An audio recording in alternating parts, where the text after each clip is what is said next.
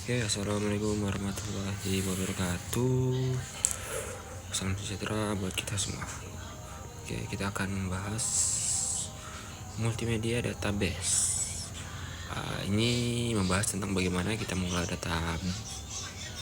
data yang besar seperti foto, video, dan suara dalam sebuah sistem database.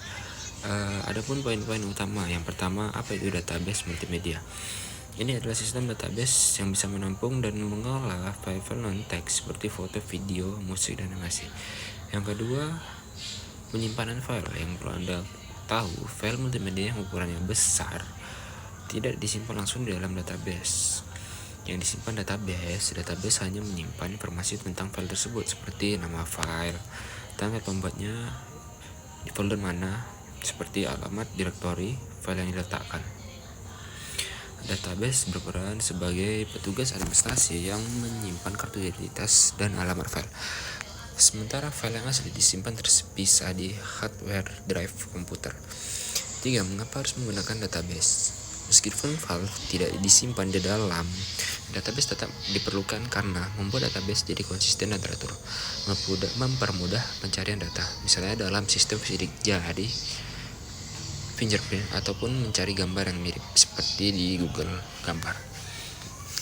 Yang keempat, ada 2 cara menyimpan file. Cara yang pertama, menyimpan parts. Alamat folder. Database hanya menyimpan alamat direktori di mana file disimpan. Sederhananya dan tidak memberatkan database. Jika Anda memindahkan file ke folder lain, alamat di database jadi rusak. Yang kedua, menggunakan tipe data block. Database menyimpan data binary file sebagai objek.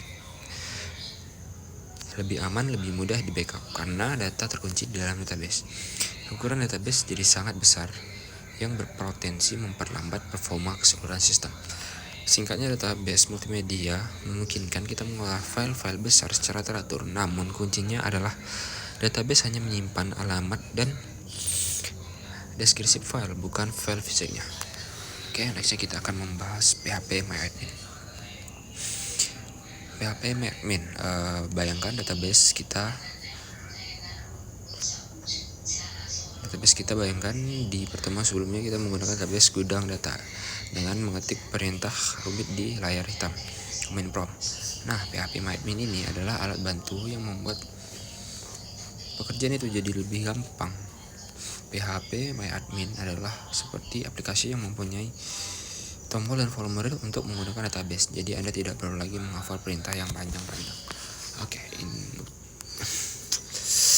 utama PHP-MyAdmin fungsinya sama seperti command prompt, tapi cara kerjanya berbeda. Yang pertama, membuat database, tinggal klik tombol database, ketik nama yang Anda mau, lalu klik create. Selesai, tidak perlu mengetik perintah lagi. Yang kedua, mengurus tabel dan kolom. Anda bisa membuat tabel dan menentukan kolom-kolom, misalnya kolom nama, alamat, atau tanggal lahir, hanya dengan mengisi formulir. Yang ketiga, memasukkan data. Untuk mengisi data ke dalam tabel, seperti memasukkan satu baris data, Anda cukup mengklik menu insert dan mengisi semua kotak isian yang muncul. Yang keempat, melihat, mengedit, dan menghapus data. Klik browse untuk melihat semua data yang sudah masuk. Jika mau ganti data, misalnya salah ketik nama, tinggal klik tombol edit. Jika mau hapus data, tinggal klik tombol delete. Semua tindakan yang Anda lakukan, klik edit, klik delete, akan diubah otomatis oleh PHP-MyAdmin menjadi perintah SQL yang benar di belakang layar. Oke, mungkin keuntungan pakai PHP-MyAdmin jauh lebih cepat mengurus database, jadi efisien karena hanya perlu klik dan isi, bukan mengetik. Tetapi bisa dipakai perintah SQL kalau Anda butuh mencari data yang sangat spesifik, rumit. Anda tetap bisa mengetik perintah SQL manual di menu khusus SQL yang disediakan PHP-MyAdmin. Oke, PHP-MyAdmin adalah asisten visual yang membuat pengelolaan database jadi semudah mengisi formulir online. Oke, mungkin sampai di situ pembahasan tentang multimedia, database multimedia, dan PHP-MyAdmin. Sekian dan terima kasih. Assalamualaikum warahmatullahi wabarakatuh.